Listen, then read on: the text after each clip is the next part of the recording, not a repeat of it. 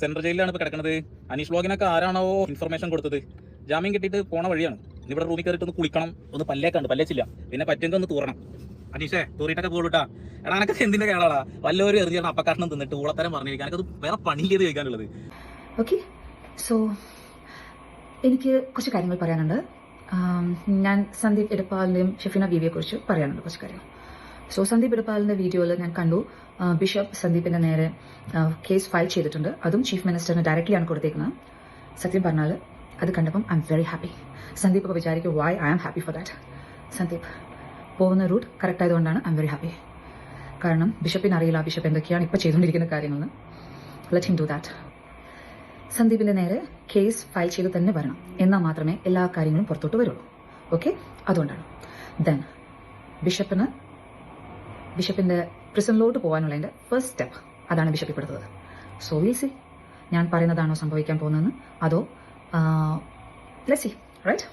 എല്ലാവർക്കും അറിയണ്ടേ റൂഹി ഇവിടെ ഇരുന്നിട്ട് എന്തൊക്കെയാണ് ഇങ്ങനെ പറഞ്ഞു കൂട്ടുന്നത്, റൂഹി എന്തിനാ ഇങ്ങനെയൊക്കെ പറഞ്ഞു കൂട്ടുന്നത്, റൂഹി ഭയങ്കര പ്രിഡിക്ഷൻ ചെയ്തുകൊണ്ടിരിക്കുകയാണ് എന്നൊക്കെ. റൂഹി പ്രിഡിക്ഷൻ ഒന്നും ചെയ്യുന്നില്ല. എനിക്ക് അങ്ങനെ പ്രിഡിക്ഷൻ പവർ ഒന്നുമില്ല. I don't predict anything. ഞാൻ സംഭവിക്കാൻ പോകുന്ന കാര്യങ്ങളാണ് ഞാൻ പറയുന്നത്. ഓക്കെ, ആ സംഭവിക്കാൻ പോകുന്ന കാര്യങ്ങൾ പറയുന്നത് പ്രിഡിക്ഷൻ അല്ലേ എന്ന് ചോദിച്ചാൽ അല്ല, അത് റിയൽ, അത് പ്രിഡിക്ഷൻ അല്ല. എനിക്ക് വരുന്നത്, ഞാൻ പറയുന്നത് എനിക്ക് റിയൽ ആയിട്ട് സംഭവിക്കാൻ പോകുന്ന കാര്യങ്ങൾ ഡയറക്ട്ലി മെസ്സേജസ് കിട്ടുന്നത് കൊണ്ടാണ് ഞാൻ ഈ സംസാരിക്കുന്നത്. അപ്പോൾ എന്തായാലും നമ്മുടെ റൂഹിജാൻ വന്നിട്ട് പറയുന്ന കാര്യം എന്താണെന്ന് വെച്ചാൽ, സന്ദീപിനെ പോലീസ് പിടിച്ചത് വളരെ സന്തോഷമുള്ള കാര്യമാണെന്നാണ് പുള്ളിക്കാരത്തി പറയുന്നത്. എന്താ അല്ലേ? അപ്പോൾ നമ്മുടെ റൂഹിജാൻ ഇതൊക്കെ പ്രതീക്ഷിച്ചിരുന്ന രീതിയിലാണ് പറയുന്നത്. സന്ദീപ് ഇടപ്പാലിനെ പോലീസ് പിടിച്ചത് കൊണ്ട് തന്നെ ബിഷപ്പിന് ഇനി കുറച്ച് അധികം ഉയർക്കേണ്ടി വരും എന്നുള്ള രീതിയിലൊക്കെയാണ് നമ്മുടെ റൂഹിജാൻ വന്നിട്ട് പറയുന്നത്. അപ്പോൾ എന്തായാലും റൂഹിജാൻ ഒരുപാട് കാര്യങ്ങൾ പറയുന്നുണ്ട്. റൂഹിജാൻ പറയുന്ന കാര്യങ്ങൾ കുറച്ചധികം ഉണ്ട്. അത് നമുക്ക് എല്ലാവർക്കും ക്ഷമയോടുകൂടി ഇരുന്ന് കേൾക്കാം. ഓക്കെ, സോ എനിക്ക് കുറച്ച് കാര്യങ്ങൾ പറയാനുണ്ട്. ഞാൻ സന്ദീപ് ഇടപ്പാലിൻ്റെയും ഷെഫീന ബീവിയെ കുറിച്ച് പറയാനുണ്ട് കുറച്ച് കാര്യങ്ങൾ. സോ സന്ദീപ് ഇടപ്പാലിൻ്റെ വീഡിയോയിൽ ഞാൻ കണ്ടു ബിഷപ്പ് സന്ദീപിൻ്റെ നേരെ കേസ് ഫയൽ ചെയ്തിട്ടുണ്ട്. അതും ചീഫ് മിനിസ്റ്ററിന് ഡയറക്റ്റ്ലിയാണ് കൊടുത്തേക്കുന്നത്. സത്യം പറഞ്ഞാൽ അത് കണ്ടപ്പം I'm very happy. Sandeep ഒക്കെ വിചാരിക്കും why I am happy for that. Sandeep പോകുന്ന റൂട്ട് കറക്റ്റ് ആയതുകൊണ്ടാണ് ഐ എം വെരി ഹാപ്പി. കാരണം ബിഷപ്പിന് അറിയില്ല ബിഷപ്പ് എന്തൊക്കെയാണ് ഇപ്പോൾ ചെയ്തുകൊണ്ടിരിക്കുന്ന കാര്യങ്ങളെന്ന്. Let him do that.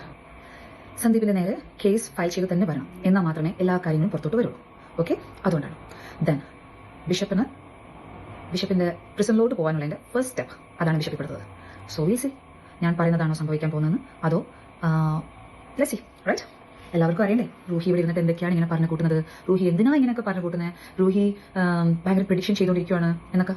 Roohi prediction ഒന്നും ചെയ്യുന്നില്ല. എനിക്ക് അങ്ങനെ പ്രിഡിക്ഷൻ പവർ ഒന്നുമില്ല. I don't predict anything. ഞാൻ സംഭവിക്കാൻ പോകുന്ന കാര്യങ്ങളാണ് ഞാൻ പറയുന്നത്. ഓക്കെ, ആ സംഭവിക്കാൻ പോകുന്ന കാര്യങ്ങൾ പറയുന്നത് പ്രിഡിക്ഷൻ അല്ലേ എന്ന് ചോദിച്ചാൽ അല്ല, അത് റിയൽ, അത് പ്രിഡിക്ഷൻ അല്ല.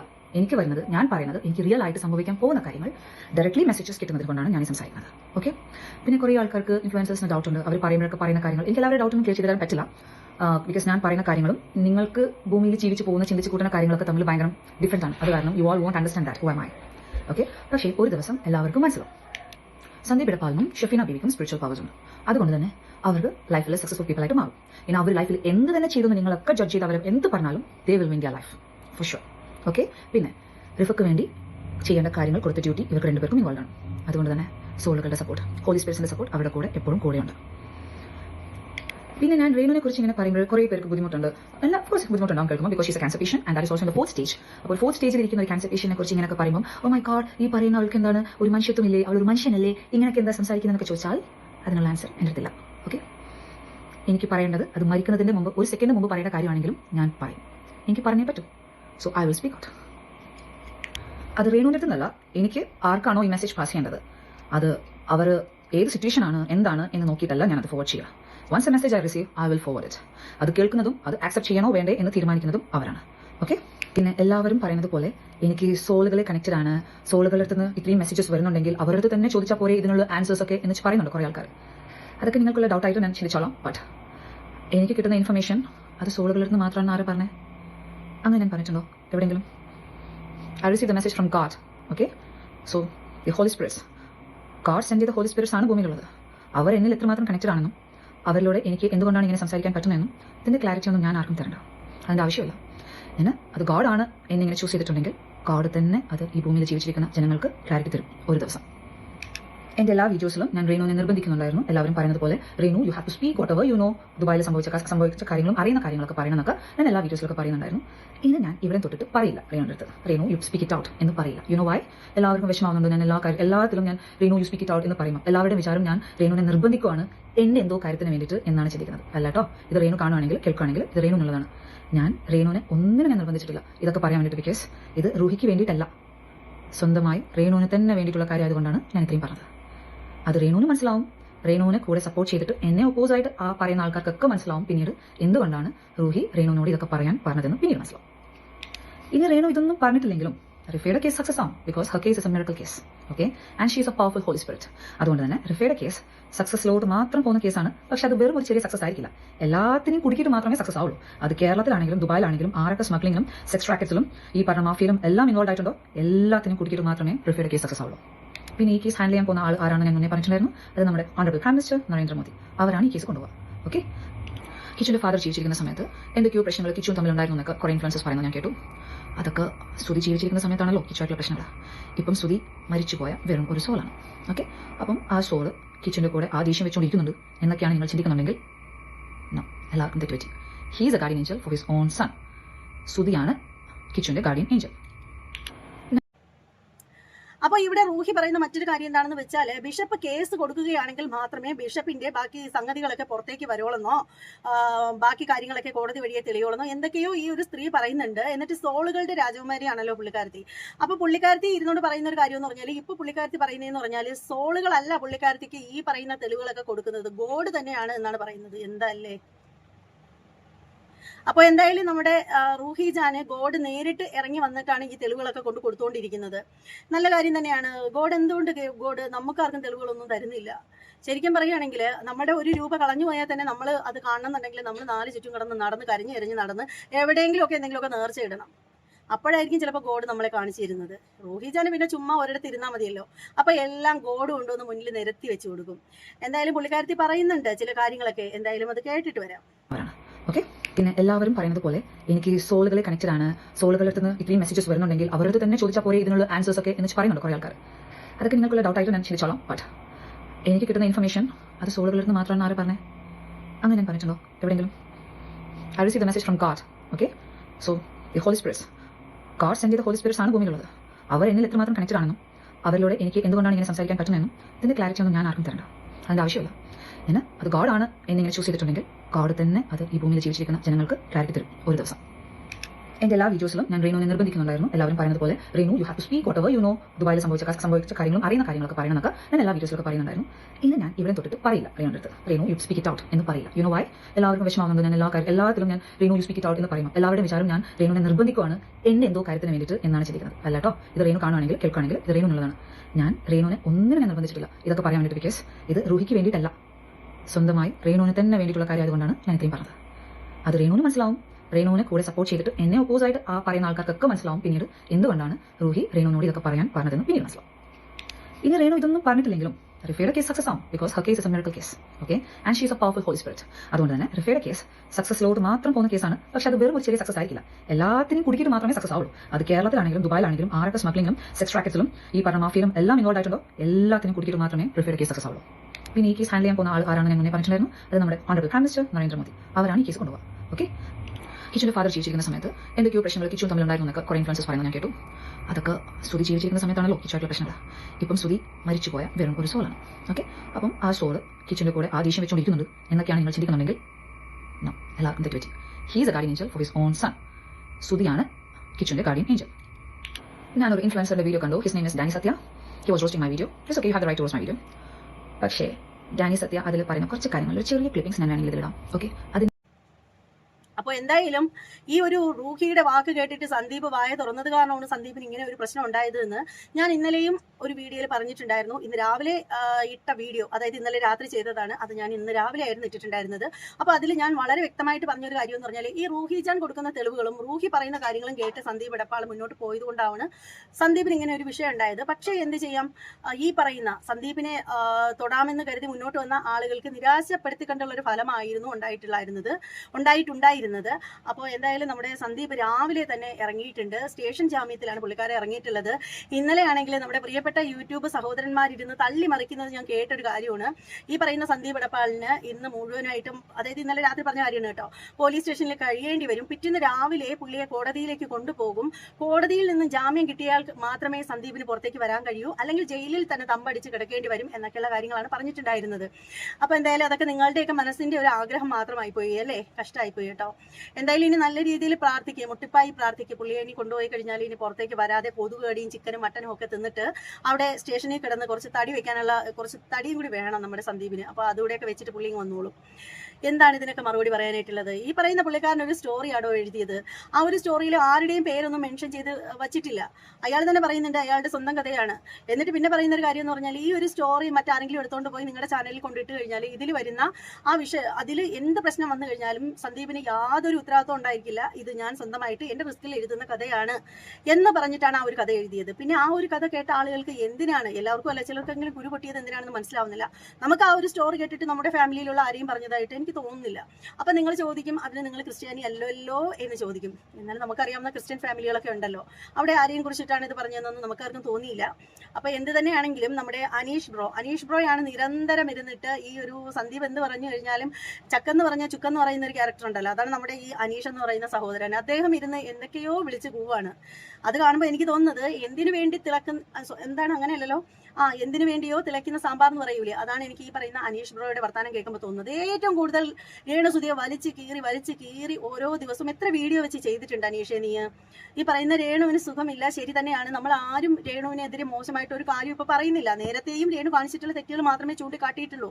ആ തെറ്റുകൾ ചൂണ്ടിക്കാട്ടുന്ന സമയത്ത് ഞാൻ പറഞ്ഞിട്ടുണ്ട്, രേണു മാത്രമല്ല ഇത്തരത്തിലുള്ള കുറച്ച് അധികം അലവലാദികൾ ഉണ്ട് എന്നുള്ള കാര്യം നമുക്കറിയാവുന്നതല്ലേ. സോഷ്യൽ മീഡിയയിൽ കിടന്ന ഓരോ തള്ളച്ചിമാർ എന്തൊക്കെയാണ് കാണിച്ചു കൂട്ടുന്നത് അതൊക്കെ നമ്മൾ പറയാറുണ്ട്. അത് രേണുസുതി മാത്രമല്ല ഞാൻ പറഞ്ഞിട്ടുള്ളത്. ഇവിടെ എന്ന് പറഞ്ഞാൽ ഈ ഒരു പുള്ളിക്കാരനെ എടുത്തിട്ട് അറഞ്ചം പുറഞ്ചം പറഞ്ഞിട്ടുള്ള പുള്ളി ഇപ്പൊ വന്നിരുന്നിട്ട് എന്തിനോ വേണ്ടി തിളച്ചുകൊണ്ടിരിക്കുകയാണ്. അപ്പോൾ എന്തായാലും സന്ദീപിനെ പോലീസ് കൊണ്ടുപോയ രീതിയിൽ തന്നെ സ്റ്റേഷൻ ജാമ്യത്തിൽ തന്നെ വിട്ടിട്ടുണ്ട് കേട്ടോ. ഈ ഒരു പുള്ളിയെ ഇന്ന് കോടതിയിൽ കൊണ്ടുപോയിട്ട് അവിടെ നിന്നൊക്കെ ജാമ്യം കിട്ടിയാലേ കിട്ടിയില്ലെങ്കിലായി എന്ന് പറഞ്ഞിട്ടുള്ള ആളുകളൊക്കെ ഇപ്പം നെഞ്ച് തിരിച്ച് കരയായിരിക്കും, മൂക്കളൊക്കെ ചീറ്റിയായിരിക്കും എന്ന് തോന്നുന്നു. അപ്പോൾ നമ്മുടെ ഫാദർ ഇന്നലെ പറഞ്ഞൊരു കാര്യം എന്ന് പറഞ്ഞാൽ, ഒരുപാട് കുറച്ചധികം അദ്ദേഹത്തെ കുറിച്ചിട്ട് മോശമായിട്ട് പറഞ്ഞിട്ടുള്ള യൂട്യൂബേഴ്സിനെതിരെ അദ്ദേഹം കേസ് ഫയൽ ചെയ്തിട്ടുണ്ട്, സൈബർ സെല്ലിൽ കൊടുത്തിട്ടുണ്ട്, അതുപോലെ തന്നെ പലർക്കും കേസ് കൊടുത്തിട്ടുണ്ട്. അപ്പോൾ അവരൊക്കെ നിരീക്ഷണത്തിലാണ് എന്നാണ് പറയുന്നത്. ശരിക്കും ആ നിരീക്ഷണത്തിലാണ് എന്ന് പറഞ്ഞത് കേട്ടപ്പോൾ എനിക്ക് തോന്നിയത്, നമ്മൾ കൊറോണ വന്ന സമയത്ത് എപ്പോഴും ഇങ്ങനെ TV ന്യൂസുകളിലും അല്ലാതെയൊക്കെ കേട്ടുകൊണ്ടിരുന്നൊരു വാക്കായിരുന്നു, അവർ ക്വാറന്റൈനിലാണ്, നിരീക്ഷണത്തിലാണ്, അവരത്രയും നിരീക്ഷണത്തിലാണ് എന്നുള്ളൊരു വാക്ക്. ദേ ഇവിടെ അച്ഛൻ വന്നിട്ട് പറയുന്നത് അത് തന്നെയാണ്. ഈ പറയുന്ന യൂട്യൂബേഴ്സ് ഒക്കെ നിരീക്ഷണത്തിലാണെന്ന്. എന്തിനാ നിരീക്ഷണത്തിലാക്കുന്നത്? അങ്ങനെ വെച്ച് നോക്കുകയാണെങ്കിൽ എൻ്റെ പൊന്നച്ചോ, ഏറ്റവും കൂടുതൽ രേണുസുതി എന്ന് പറയുന്ന വ്യക്തിയെ വലിച്ചു കീറി ഒട്ടിച്ചു വെച്ചിട്ടുള്ള ആള് ആരാണ്? അച്ഛൻ തന്നെയല്ലേ. അന്ന് രേണു കേസ് കൊടുത്തിരുന്നെങ്കിൽ അച്ഛനും പോയി കിടക്കേണ്ടി വന്നേനെ ജയിലിൽ. പക്ഷെ ആ ഒരു സ്ത്രീക്ക് എന്തൊക്കെ പറഞ്ഞാലും അവർക്കുള്ള ഒരു ക്വാളിറ്റി എന്ന് പറഞ്ഞാൽ എന്താണെന്ന് വെച്ചാൽ, അവർക്ക് അപാരമായിട്ടുള്ള ഒരു മെന്റലി പവർ ഉണ്ട്. അത് പറയാതിരിക്കാൻ നിവൃത്തിയില്ല. നമ്മളൊക്കെ ആണെങ്കിൽ പോലും നമുക്കൊക്കെ നമ്മൾ ഇടുന്ന ചാനലിൽ വീഡിയോയുടെ അടിയിൽ വന്നിട്ട് ഒരു കമന്റ് ഇട്ട് കഴിഞ്ഞാൽ, ബാഡ് കമന്റ് ആണെങ്കിൽ നമുക്കത് ഉൾക്കൊള്ളാൻ ഇച്ചിരി ബുദ്ധിമുട്ടാണ്. നമ്മളതിന് എന്തെങ്കിലും മറുപടി കൊടുക്കും. പക്ഷെ നമ്മൾ തെറി വിളിച്ചു കഴിഞ്ഞാൽ എനിക്ക് ഭയങ്കര ബുദ്ധിമുട്ടാണ് എന്നെ ആരെങ്കിലും തെറി വിളിച്ചു കഴിഞ്ഞാൽ. പക്ഷെ രേണുസുതിയെ 4 ചുറ്റും നിന്ന് അറഞ്ചം തെറി വിളിച്ചു കഴിഞ്ഞാലും അവരതിനെ ഈ ഒരു 2 വർഷത്തിൽ കൂടുതൽ അതിനെ ഓവർകം ചെയ്ത് പോയി എന്ന് പറഞ്ഞാൽ, അതിനെ അവർ മറികടന്നു എന്ന് പറഞ്ഞാൽ അത് വലിയ ഒരു കാര്യം തന്നെയാണ്. അതേസമയം ഈ പറയുന്ന യൂട്യൂബേഴ്സിനെ, അതായത് അച്ഛനെതിരെ സംസാരിച്ച യൂട്യൂബേഴ്സിനെതിരെ കേസ് കൊടുത്ത ഈ ഒരു അച്ഛൻ എന്തുമാത്രം വിമർശിച്ചിട്ടുണ്ട് ഈ പറയുന്ന രേണുസുതിയെ. അവര് ബിഗ് ബോസിൽ പോയി തേഞ്ഞൊട്ടി വരണം എന്ന് ഏറ്റവും കൂടുതൽ പറഞ്ഞിട്ടുള്ളത് ആരാണച്ചോ? സോഷ്യൽ മീഡിയയിൽ അച്ഛൻ പറഞ്ഞു, അച്ഛൻ അത് അവിടെ ഉപേക്ഷിച്ചിട്ടുണ്ടാവും. പക്ഷേ പലരുടെയും ചാനലുകളിൽ അതിന്റെ തെളിവുകൾ ഒരുപാടുണ്ടച്ചോ. അപ്പോൾ ഈ ഒരു അച്ഛനെ ഇന്റർവ്യൂ എടുത്ത ചാനലുകാർ ചിലപ്പോൾ അത് ഡിലീറ്റ് ചെയ്ത് കളഞ്ഞു കഴിഞ്ഞാലും അത് റിയാക്ഷൻ വീഡിയോ ചെയ്ത, ട്രോൾ വീഡിയോ ചെയ്ത ആളുകളുടെ ഫോണിൽ ഇപ്പോഴും അതുണ്ട്. അതുകൊണ്ട് തന്നെ സോഷ്യൽ മീഡിയയിൽ നിന്ന് അതൊന്നും ഒരിക്കലും പോകത്തില്ല. അതുപോലെ രേണു ബിഗ് ബോസിനുള്ളിലേക്ക് പോയപ്പോൾ സുധിച്ചേട്ട ഞാൻ വന്നു എന്ന് പറയുന്ന ഒരു സംഭവം ഉണ്ടായിരുന്നു. അപ്പൊ അതിനെ എടുത്തിട്ട് വളരെ വികലമായ രീതിയിൽ അവതരിപ്പിച്ച ആളാണ് നമ്മുടെ അച്ഛൻ എന്ന് പറയുന്നത്. ഒരു അച്ഛനും ഇത്രയധികം മോശമായിട്ട് ഒരു സ്ത്രീയെ സോഷ്യൽ മീഡിയയിൽ വന്നിട്ട് അറ്റാക്ക് ചെയ്യുമോ? അപ്പൊ എന്തായാലും നമ്മുടെ ഫാദർ അങ്ങനെ ചെയ്തിട്ടുണ്ടായിരുന്നു. ഫാദർ ഇനി അങ്ങനെയൊന്നും ചെയ്തില്ലെന്ന് പറഞ്ഞാൽ പോലും ഫാദർ അങ്ങനെ ചെയ്തിട്ടുണ്ടായിരുന്നു. എന്നിട്ട് എന്താണ്, സുധിച്ചേട്ട കൽപ്പന ചേച്ചിയെ കണ്ടോ എന്നുള്ളൊരു സംഗതി രേണു പറഞ്ഞിട്ടുണ്ടായിരുന്നു. അപ്പൊ അതിനും ഫാദർ നല്ല രീതിയിൽ ഉരുളയ്ക്ക് ഉപ്പേരി പോലെ നല്ല മറുപടി കൊടുത്തിട്ടുള്ള ഒരാൾ തന്നെയായിരുന്നു. ശരിക്കും ഇതൊന്നും, ഈ പറയുന്ന രേണുസുതി പറഞ്ഞിട്ടുള്ള ഈ വാക്കുകളൊന്നും അച്ഛനെ ഒരു തരത്തിലും ബാധിക്കുന്നതല്ല. എന്നിട്ട് പോലും അച്ഛൻ സോഷ്യൽ മീഡിയയിൽ വന്നിട്ട് ആ ഒരു സ്ത്രീക്കെതിരെ അറഞ്ചം സംസാരിച്ചിട്ടുണ്ട്. ശരിക്കും രേണുസുതി എങ്ങനെയായാലും അച്ഛൻ അത് വിഷയമാക്കേണ്ട കാര്യമല്ല. ഇപ്പോൾ അച്ഛൻ സുധിയുടെ 2 മക്കൾക്ക് ഇഷ്ടദാനമായിട്ട് വസ്തു കൊടുത്തു എന്നത് ഓക്കെ, അത് വാസ്തവമായിട്ടുള്ള കാര്യം തന്നെയാണ് എന്ന് കരുതി ഇപ്പോൾ രേണുസുതിക്ക് അവരുടേതായിട്ടുള്ള സ്വാതന്ത്ര്യങ്ങളില്ലേ അവർക്ക്. അതുപോലെ തന്നെ സോഷ്യൽ മീഡിയയിൽ വന്നിട്ട് പല യൂട്യൂബേഴ്സിനെ കൊണ്ടും അച്ഛൻ പലതും പറയിച്ച് വീഡിയോ ചെയ്തിട്ടുണ്ട് എന്ന് പലരും പറയുന്നുണ്ട്. എൻ്റെ അടുത്ത് പറഞ്ഞിട്ടില്ല, പക്ഷേ ഞാൻ നേരത്തെ രേണുസുതിക്കെതിരെ വീഡിയോ ചെയ്തിട്ടുള്ള സമയത്ത് അച്ഛൻ 2 തവണ എൻ്റെ 2 വീഡിയോയുടെ അടിയിൽ വന്നിട്ട് കമന്റ് ഇട്ടിട്ടുണ്ടായിരുന്നു. ഇങ്ങനെ തൊഴുന്നതിൻ്റെയും അതുപോലെ തന്നെ ഹാർട്ട് ഇതൊക്കെ ഇട്ടിട്ടുള്ള ആളാണ് അച്ഛൻ കേട്ടോ. അപ്പോൾ അതുപോലെ അച്ഛൻ പലരുടെയും ലൈവിൽ വന്നിട്ട് പല യൂട്യൂബേഴ്സിനെയും തെറി വിളിക്കുന്നവരെ സപ്പോർട്ട് ചെയ്ത് കുട്ട എന്നൊക്കെ പറഞ്ഞിട്ട് അവർക്ക് അതിന് വേണ്ടുന്ന പ്രചോദനം നൽകുന്ന രീതിയിൽ അച്ഛൻ കമന്റ് ഇടാറുണ്ട്. നമ്മളെല്ലാം ആ കമന്റുകളൊക്കെ കാണാറുണ്ട് അച്ഛാ. അപ്പോൾ അതൊന്നും അത്ര നല്ല കാര്യമല്ല. അച്ഛൻ എന്താണ് വേണ്ടത്? അച്ഛൻ ഇപ്പോൾ ഈ ഒരു വിഷയത്തിൽ ഇടപെടേണ്ട ഒരു കാര്യമില്ല. ഇപ്പൊ രേണുസുതിയുടെ ഫാമിലിയെ മറ്റുള്ളവർ എന്ത് പറഞ്ഞു കഴിഞ്ഞാലും അച്ഛൻ അതിൽ എന്തിനാണ് ഇത്രയധികം വിഷമിക്കേണ്ട കാര്യം? അച്ഛൻ ഒരു ഇടവകയിലെ വികാരി എന്നുള്ള രീതിയിൽ ജനങ്ങളുടെ നല്ലതിന്, അതായത് ജനങ്ങളുടെ ഉന്നമനത്തിന് വേണ്ടിയിട്ട് ജീവിതം ഒഴിഞ്ഞു വെച്ച ഒരു വ്യക്തി എന്നുള്ള നിലയിൽ അച്ഛൻ എന്താണ് ചെയ്യേണ്ടത്? ഈ സോഷ്യൽ മീഡിയ പരമാവധി ഒഴിവാക്കുക എന്നുള്ളതാണ്. എന്നിട്ട് അല്ലെങ്കിൽ അച്ഛൻ ഒരു ചാനൽ തന്നെ റെഡിയാക്കുക. എന്നിട്ട് അതിൽ വന്നിരുന്നിട്ട് ഓരോ ദിവസവും ആത്മീയ മക്കൾക്ക് വേണ്ടിയിട്ടുള്ള പ്രാർത്ഥനകളൊക്കെ അതിനകത്ത് വെക്കുക. ജനങ്ങൾ നല്ല രീതിയിൽ വരാനുള്ള നല്ല നല്ല അറിവുകൾ പകരുന്ന രീതിയിൽ സംസാരിക്കുക. അതുപോലെ തന്നെ ഓരോ വ്യക്തികളും നമ്മൾ കാണുന്നുണ്ട്, ഓരോ വ്യക്തികളും സമൂഹത്തിൽ എന്തുമാത്രം നല്ല രീതിയിലും കെട്ട രീതിയിലും ജീവിക്കുന്നു. അവർക്കൊക്കെ വേണ്ടിയിട്ടുള്ള ബോധവൽക്കരണമായിട്ടുള്ള, അവർക്ക് കേട്ട് കഴിഞ്ഞാൽ നല്ല രീതിയിൽ നടപ്പുമാർഗം, അവർക്ക് വേണ്ടിയിട്ടുള്ള ബോധവൽക്കരണ ക്ലാസ്സുകളൊക്കെ കൊടുക്കുക. അതൊക്കെ നമുക്കും വളരെ നന്നായിരിക്കും. എല്ലാവർക്കും ഉപദേശം കേൾക്കാൻ ഇഷ്ടപ്പെടുന്ന ആളുകളൊക്കെ അത് തീർച്ചയായും അത് കാണും. അല്ലാണ്ട് ചുമ്മാ വന്നിരുന്നിട്ട് രേണുസുതി അങ്ങോട്ട് പോയി ഇങ്ങോട്ട് പോയി തേഞ്ഞൊട്ടണം, തേഞ്ഞ് ഒട്ടി വരണം എന്നൊക്കെയുള്ള രീതിയിൽ ഏറ്റവും കൂടുതൽ സംസാരിച്ചിട്ടുള്ളത് അച്ഛൻ തന്നെയാണ്. അച്ഛനല്ലെന്ന് എത്ര പറഞ്ഞു കഴിഞ്ഞാലും. അപ്പോൾ അത് മാത്രമല്ല, അച്ഛനെ കുറിച്ചിട്ട് ഒരുപാട് പേരും ഗുരുതരമായിട്ടുള്ള ആരോപണങ്ങളൊക്കെ പറയുന്നുണ്ട്. അതായത് രേണുസുതിയുടെ ശത്രുവായിട്ട് അച്ഛൻ ഇരുന്നൊരു സമയം ഉണ്ടായിരുന്നു കേട്ടോ. നിങ്ങൾ തമ്മിൽ വഴക്ക് കൂടിയിട്ടില്ല എന്ന് പറയുന്നു, പ്രശ്നങ്ങൾ ഉണ്ടായിട്ടില്ല എന്ന് പറയുന്നു, സോഷ്യൽ മീഡിയ വഴിയുള്ള പ്രശ്നങ്ങളായിരുന്നു എന്ന് പറയുന്നു. അപ്പോഴും അച്ഛൻ പറയുന്ന ഒരു കാര്യം എന്താണെന്ന് വെച്ചാൽ രേണുസുതിക്കെതിരെ ഞാനൊന്നും പറഞ്ഞിട്ടില്ല. അഥവാ ഞാൻ എന്തെങ്കിലും പറഞ്ഞിട്ടുണ്ടെങ്കിൽ എന്നെ ഇന്റർവ്യൂ ചെയ്യുന്ന ആളുകൾ ചോദിക്കുന്നതിന്റെ സമാധാനമാണ് ഞാൻ പറയുന്നത്. അത് എഡിറ്റ് ചെയ്തും കട്ട് ചെയ്തും അത് വേറൊരു ലെവലിൽ കൊണ്ടുവന്ന് അവർ ചാനലിൽ ഇട്ടാണ് ഇങ്ങനെയൊക്കെയുള്ള വിഷയങ്ങൾ ഉണ്ടാക്കിയെന്ന് അച്ഛൻ നേരത്തെ പറയുന്നത് കേട്ടോ. അപ്പോൾ ഞാൻ ചോദിക്കട്ടെ അച്ഛോ, അച്ഛൻ എന്തിനാണ് ചുമ്മാ ആവശ്യമില്ലാതെ ആര് വിളിച്ചു കഴിഞ്ഞാലും ഇന്റർവ്യൂയിലേക്ക് പോയിരിക്കുന്നത്? അതിനുള്ള സ്വാതന്ത്ര്യം അച്ഛനുണ്ട്. അച്ഛൻ ഇന്ത്യ എന്ന് പറയുന്ന മഹാരാജ്യത്ത് തന്നെയാണ് ജീവിക്കുന്നത്. പക്ഷേ എന്നാൽ പോലും അനാവശ്യമായിട്ടുള്ള ചോദ്യങ്ങൾ ചോദിക്കുമ്പോൾ അതിനെ അവിടെ സ്റ്റോപ്പ് ചെയ്യിക്കണ്ടേ? ഇത്തരത്തിലുള്ള ചോദ്യങ്ങളൊന്നും എന്നോട് ചോദിക്കേണ്ട, എനിക്ക് താല്പര്യമില്ല എന്ന് പറഞ്ഞു കഴിഞ്ഞാൽ അച്ഛന്റെ വായിൽ നിന്ന് വീഴുന്ന തേഞ്ഞൊട്ടി വരട്ടെ എന്നൊക്കെയുള്ള ഡയലോഗ് അതിനകത്ത് എഡിറ്റ് ചെയ്തിടത്തില്ലല്ലോ. എന്തായാലും അതൊന്നും എഡിറ്റ് ചെയ്തിട്ടതല്ലോ, അച്ഛന്റെ വായിൽ നിന്ന് വീണത് തന്നെയല്ലേ. എന്തായാലും അച്ഛനൊരു പുരോഹിതനാണ്. എന്ത് പറയണം, എവിടെ പറയണം എന്നുള്ളൊരു ബോധ്യം അച്ഛന് മറ്റുള്ള എല്ലാവരേക്കാൾ കൂടുതലും ഉണ്ടാവേണ്ടത് അത്യാവശ്യമാണ്. അച്ഛൻ എന്തും ഒരു മൈക്ക് കിട്ടിയാൽ നമുക്കറിയാം, ചിലരൊക്കെ പ്രസംഗിക്കുന്ന സമയത്ത് ഒരു മൈക്ക് കിട്ടിക്കഴിഞ്ഞാൽ എന്തും വിളിച്ചു പറയും. അതാണ് അച്ഛന്റെ ഒരു രീതി എന്ന് പറയുന്നത്.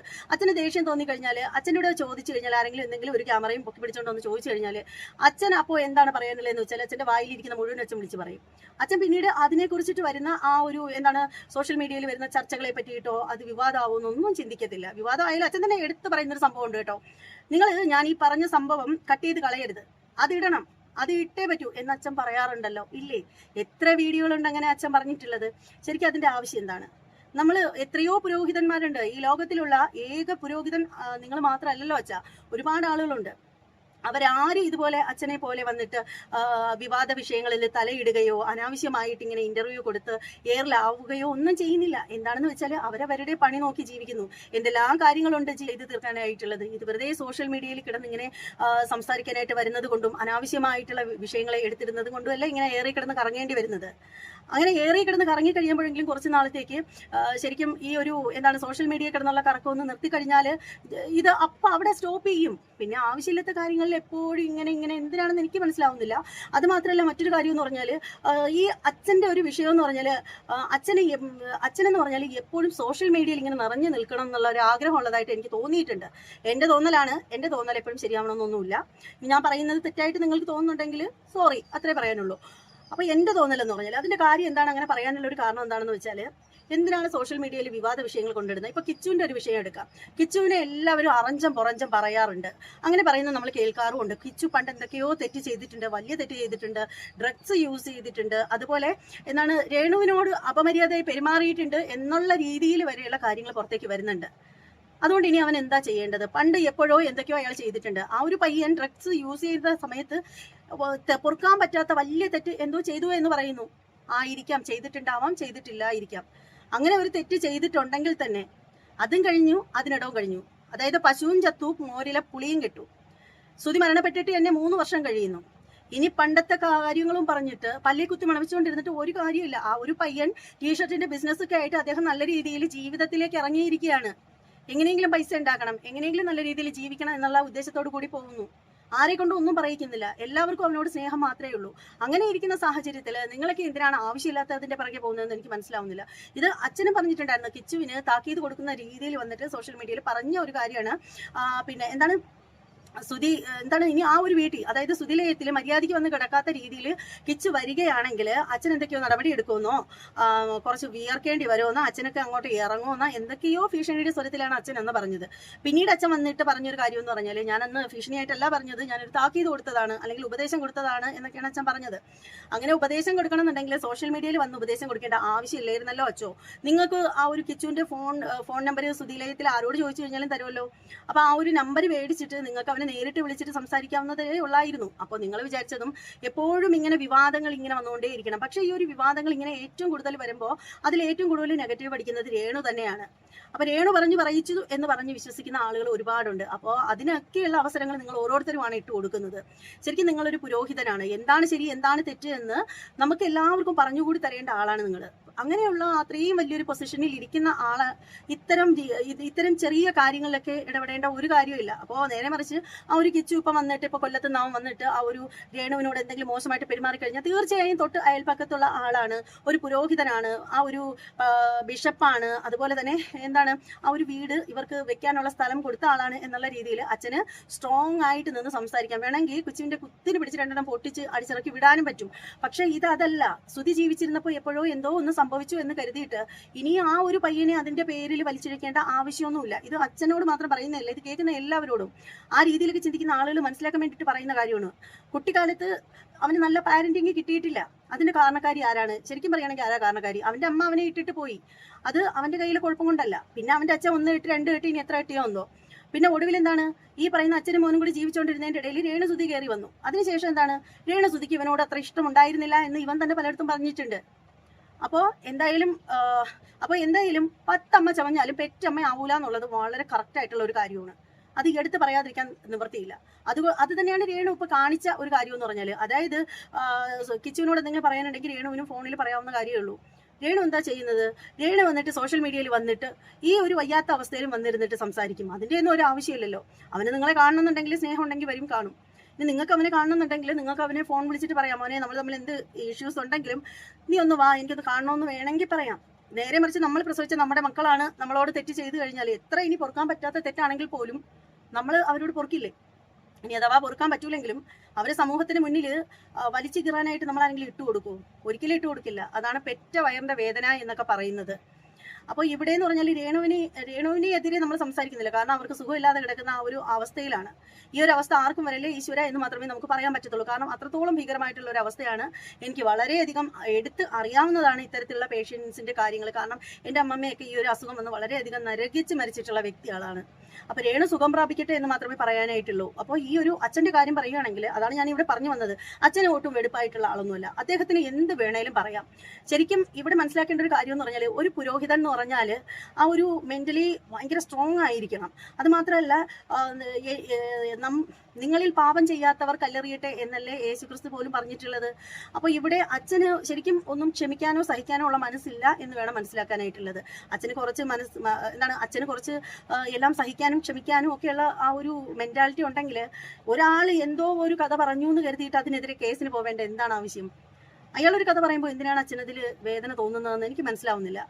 അപ്പൊ എന്ത് തന്നെയാണെങ്കിലും ഇപ്പോൾ ഈ ഒരു രേണുവിന് ഇപ്പോൾ വയ്യാതായി കഴിഞ്ഞപ്പോൾ എൻ്റെ സഹോദരിയാണ്, എൻ്റെ സിസ്റ്ററാണ്, എൻ്റെ അങ്ങനെയാണ് ഇങ്ങനെയാണെന്ന് പറഞ്ഞ് ഒലിപ്പിക്കുമ്പോൾ, ശരിക്കും അത് സോഷ്യൽ മീഡിയയിൽ വന്ന് നിന്ന് പറയുമ്പോൾ കുറച്ചധികം ആളുകൾ കേൾക്കും, ക്ലാപ്പ് തരും. അയ്യോ അച്ഛൻ നോബൽ ഫിലിപ്പ് നല്ലതാണ്, ആള് പാവമാണെന്നൊക്കെ പറയും. പക്ഷേ സോഷ്യൽ മീഡിയയിൽ വന്ന് പറയേണ്ട കാര്യമില്ല. അവൾ തൊട്ടടുത്ത് തന്നെ ഉണ്ടല്ലോ. ആ കുട്ടിയെ അടുത്ത് ചെന്ന് ആശ്വസിപ്പിക്കുന്നതല്ലേ നല്ലത്. അപ്പൊ ഇങ്ങനെയൊക്കെ ചെയ്യുന്നത് കാരണമാണ് കൂടുതലായിട്ട് ഇങ്ങനെ വിവാദത്തിലേക്ക് പോകുന്നത്. നിങ്ങളിപ്പോൾ രേണുസുധിയെ കുറിച്ച് നല്ലത് പറഞ്ഞെന്ന് പറഞ്ഞിട്ട് നമുക്കാർക്കും ഇവിടെ ഒരു പ്രശ്നവുമില്ല. പക്ഷേ പ്രശ്നം ഉണ്ടാവുന്നതെന്ന് പറഞ്ഞാൽ, രേണുവിനെ പറ്റിയിട്ട് നല്ലത് പറയുന്നതിനൊപ്പം തന്നെ കിച്ചുവിനെ തള്ളിക്കളഞ്ഞ് സംസാരിക്കുന്നു. ആ ഒരു വിഷയത്തിലാണ് ഇവിടെ എല്ലാവർക്കും ബുദ്ധിമുട്ടുള്ളത്. കാരണം അത് അച്ഛനും അമ്മയും ആരും ഇല്ലാത്തൊരു കുട്ടിയല്ലേ. അവനെങ്ങനെയെങ്കിലും ജീവിച്ചോട്ടെ. പണ്ട് കാലത്ത് എന്തോ ഒരു തെറ്റ് വെള്ളം അടിച്ച് ബോധം ഇല്ലാണ്ട് അല്ലെങ്കിൽ ഡ്രഗ്സ് ഉപയോഗിച്ച് അവൻ രേണുവിനോട് ചെയ്യാൻ ചെന്നൂന്നോ ഒക്കെയുള്ള രീതിയിൽ ആ ഒരു പയ്യനെ ഇന്നും ക്രൂശിക്കേണ്ട കാര്യം ഉണ്ടോ? ഇന്നവൻ വളരെ മാന്യമായിട്ടൊരു ജോലി കണ്ടെത്തി ആ ഒരു തൊഴിൽ ചെയ്ത് ജീവിക്കുന്നു. അപ്പൊ അതിലവൻ ഉയർന്നു വരട്ടെ. അതിനു വേണ്ടിയിട്ടല്ലേ നമ്മൾ പ്രാർത്ഥിക്കേണ്ടത്. ഇപ്പൊ നമ്മളെ മക്കളാണെങ്കിൽ പോലും അവരൊരു തെറ്റ് ചെയ്തു കഴിഞ്ഞാൽ അവർക്ക് അതിനുള്ള ശിക്ഷ നമ്മൾ കൊടുക്കും. ഇനി അവർക്ക് ശിക്ഷ കൊടുത്തോലും ഇല്ലെങ്കിലും ജീവിതകാലം മൊത്തം നമ്മൾ അവരെ ശത്രുക്കളായിട്ട് കാണുമോ? അവരൊരു പക്ഷേ വീണ്ടും തല്ലിപ്പൊളിയായിട്ട് പോവുകയാണെങ്കിൽ ചിലപ്പോൾ നമുക്ക് അവരെ അംഗീകരിക്കാനോ അവരെ ഉൾക്കൊള്ളാനോ സാധിക്കില്ല. പക്ഷെ അവർ സ്വയം തിരുത്തി നല്ല വഴിയിലേക്ക് വരുമ്പോൾ നമ്മൾ എന്തിനാ അവരെ കല്ലെറിയണം? അതാണ് നമ്മളിവിടെ മനസ്സിലാക്കേണ്ട ഒരു കാര്യം എന്ന് പറഞ്ഞാൽ ആ ഒരു പയ്യന്റെ പേര് ദയവ് ചെയ്ത് ആരും വലിച്ചിടാതിരിക്കുക. പിന്നെ ഇതിന്റെ ഇടയിലെന്ന് പറഞ്ഞാൽ കുറച്ചധികം ആളുകൾ കളിക്കുന്നതായിട്ട് പലപ്പോഴും തോന്നിയിട്ടുണ്ട്. രേണുവിനോട് ഹോസ്പിറ്റലിൽ ഡോക്ടേഴ്സ് തന്നെ പറഞ്ഞു എന്ന് പറയുന്നു ഫോൺ യൂസ് ചെയ്യരുത്. നമുക്ക് എല്ലാവർക്കും അറിയാം ഫോൺ യൂസ് ചെയ്യാൻ പാടില്ല ഈ ഒരു അസുഖം വരുന്ന സമയത്ത്. അങ്ങനെയുള്ള രേണുസുതി ഇന്നലെ രാത്രി 1 മണിയൊക്കെ കഴിഞ്ഞ ആ ഒരു സമയത്താണ് ഞാൻ ഈ ഒരു സന്ദീപിന്റെ സംഗതി കാണുന്നത്. അപ്പോഴും നോക്കുമ്പോൾ രേണുസുധീര ആ ഒരു ഇൻസ്റ്റയില് പോസ്റ്റ് അതുപോലെ എന്താണ് വീഡിയോസ് ഒക്കെ റീൽസ് ഒക്കെ ഇട്ടിരിക്കുന്നു. അപ്പോൾ രേണുസുതി ഇങ്ങനെ ഉറക്കം ഉളച്ചിരുന്ന് ഇങ്ങനെ ഫോൺ യൂസ് ചെയ്യുന്നത് ഒട്ടും ശരിയായിട്ടുള്ള രീതിയല്ല. നിങ്ങളുടെ ആരോഗ്യം പെട്ടെന്ന് ഭേദപ്പെട്ട് വരട്ടെ. നിങ്ങൾ സ്ട്രോങ് ആയിട്ട് പഴയതുപോലെ തന്നെ മുന്നോട്ട് വരട്ടെ. അതുവരെ നല്ല വേണമെന്ന ആവശ്യത്തിന് വേണ്ടുന്ന റെസ്റ്റ് ഒക്കെ കൊടുത്ത് സന്തോഷമായിട്ട് ഇരിക്കാനായിട്ട് ശ്രമിക്കുക. ഒരാളുടെ പതനം കണ്ട് സന്തോഷിക്കാനായിട്ട് നിൽക്കുകയാണെങ്കിൽ അതിന്റെ ഇരട്ടിക്ക് പതനമായിരിക്കും നമ്മളിലേക്ക് എത്താനായിട്ട് പോകുന്നത് എന്നുള്ള കാര്യം മറക്കാതിരിക്കുക. ഇന്ന് അവർക്കെങ്കിൽ നാളെ നമുക്ക്, അത്രേ ഉള്ളൂ. അപ്പോൾ പിന്നീടുള്ള ഒരു കാര്യം എന്ന് പറഞ്ഞാൽ ശരിക്കും രേണുവിൻ്റെ ഫാമിലിയുള്ള ആളുകൾ കേൾക്കുന്നുണ്ടെങ്കിൽ ദയവ് ചെയ്ത് ആ ഒരു സ്ത്രീക്ക് ഈ ഒരു അവസരത്തിലെങ്കിലും നിങ്ങൾ മെൻ്റലി അവരൊക്കെ ഒരുപാട് ടെൻഷൻ ഉണ്ടാക്കി കൊടുക്കാതിരിക്കുക. പരമാവധി സോഷ്യൽ മീഡിയയ്ക്ക് അകത്ത് നടക്കുന്ന അടികളും തെറികളും ഒന്നും അവരെ അറിയിക്കാതിരിക്കുക. അവരുടെ അടുത്ത് എപ്പോഴും ഹാപ്പി ആയിട്ടിരിക്കുക. അവർക്ക് ഒരു പ്രശ്നവുമില്ല, നീ കൂളായിട്ട് തിരിച്ചു വരും എന്നുള്ള ആ ഒരു സംഗതി അവരുടെ ഉള്ളിലേക്ക് ഇൻജക്റ്റ് ചെയ്തുകൊണ്ടേയിരിക്കുക. എപ്പോഴും അവർക്ക് പറഞ്ഞ് അവരുടെ മനസ്സിലേക്ക് ആ ഒരു ചിന്ത തറപ്പിച്ച് വെക്കുക. അവർക്ക് നല്ല കോൺഫിഡൻസ് കൊടുക്കുക. അവർ തിരിച്ചു വരും, ഈ ഒരു അസുഖം ഒന്നുമല്ല, ഇത് മാറും. എന്നിട്ട് ഈ ഒരു അസുഖം വന്ന് മരണപ്പെട്ടു പോയ ആളുകളുടെ കാര്യം അവരോട് പറയരുത്. പകരം ഈ ഒരു അസുഖത്തെ അതിജീവിച്ച് വന്ന ആളുകളുടെ പേരുകൾ അവർക്ക് പറഞ്ഞു കൊടുക്കുക. അങ്ങനെയുള്ള കാര്യങ്ങൾ ചെയ്യുക. അതുപോലെ അവർ തന്നെ പറയുന്നു അവരുടെ ജീവിത മാർഗ്ഗമാണ്, അതുകൊണ്ട് അവർക്ക് യൂട്യൂബ് ചാനൽ വേണം എന്ന് പറയുന്നു. നല്ല കാര്യം തന്നെയാണ്. പക്ഷേ അത് അവരെ നിങ്ങൾ ശുശ്രൂഷിക്കുന്നതിന്റെ വീഡിയോസ്, അവർ മെഡിസിൻ കഴിക്കുന്നതിന്റെ അതൊക്കെ എടുത്തൊരു റീൽസ് ആയിട്ട് ഇടാം. അല്ലാണ്ട് ഫോൺ അവരുടെ കയ്യിൽ കൊടുത്തിട്ട് അവരെ കൊണ്ട് സംസാരിപ്പിക്കാതിരിക്കുക, ഫോൺ അവരുടെ കയ്യിൽ കൊടുക്കാതിരിക്കുക എന്നാണ് പറയാനുള്ളത്. അപ്പോൾ ഈ ഒരു വിഷയത്തിൽ എന്തായാലും സന്ദീപ് തിരിച്ചു വന്നിട്ടുണ്ട്. റൂഹിജാനും പറഞ്ഞിട്ടുള്ള കാര്യങ്ങളൊക്കെ നിങ്ങൾ കേട്ടല്ലോ. അപ്പോൾ സന്ദീപ് വന്നിട്ടുണ്ട്. അപ്പോൾ സന്ദീപിന്റെ കയ്യിലൊക്കെ തെളിവുകളൊക്കെ ഉണ്ടെന്ന് പറയുന്നു. നന്നായിരിക്കട്ടെ, തെളിവുകളൊക്കെ ഉണ്ടെങ്കിൽ എടുത്ത് വലിച്ച് വെളിയിലോട്ടിട്ട് നമ്മൾ കാണട്ടെ എന്താണ് തെളിവുകളെന്ന്. അപ്പോൾ എന്തായാലും ഒരാൾ ഒരു കഥ എഴുതിയതിന്റെ പേരിൽ അല്ലെങ്കിൽ ഒരു പാട്ട് എഴുതിയതിന്റെ പേരിൽ ആ ആൾ ജയിലിൽ പോവേണ്ട അവസ്ഥയിലേക്ക് വരുന്നത് ആദ്യമായിട്ടാണെന്ന് തോന്നുന്നു. പക്ഷെ അങ്ങനെയുള്ള നിങ്ങൾക്കൊക്കെ വേടന്റെ പാട്ട് കാണുമ്പോൾ ഒരു കീർമിയടി ഇല്ലല്ലോ. വേടൻ എന്തൊക്കെയാണ് വിളിച്ച് പറയുന്നത്, അത് കേൾക്കുമ്പോൾ നിങ്ങൾ എല്ലാവരും ഹാപ്പിയാണല്ലോ. അതെന്തുകൊണ്ടാണ് അങ്ങനെ? അതൊരു തരം ഇരട്ടത്താപ്പ് തന്നെയല്ലേ? വേടനൊരു നീതി, അതുപോലെ എന്താണ് സന്ദീപിന് വേറൊരു നീതി. അത് ശരിയല്ലല്ലോ. ഒരു പന്തിയിൽ 2 തരം ചോറ് വിളമ്പുന്നത് പോലെയാ എനിക്കത് കാണുമ്പോൾ ഫീൽ ചെയ്യുന്നത്. അപ്പോൾ എന്തായാലും കൂടുതലായിട്ട് ഒന്നും പറയാനില്ല. ഈ വീഡിയോയെ കുറിച്ചിട്ടുള്ള നിങ്ങളുടെ ഓരോരുത്തരുടെയും വിലയേറിയ അഭിപ്രായങ്ങളും നിർദ്ദേശങ്ങളും ഒക്കെ കമന്റ് ഇട്ടേക്കുക. എല്ലാവരുടെയും കമന്റ് ഞാൻ അപ്പപ്പോഴും നോക്കാറുണ്ട്. കമന്റുകൾക്കെല്ലാം ഞാൻ മറുപടി കൊടുക്കാറുമുണ്ട്.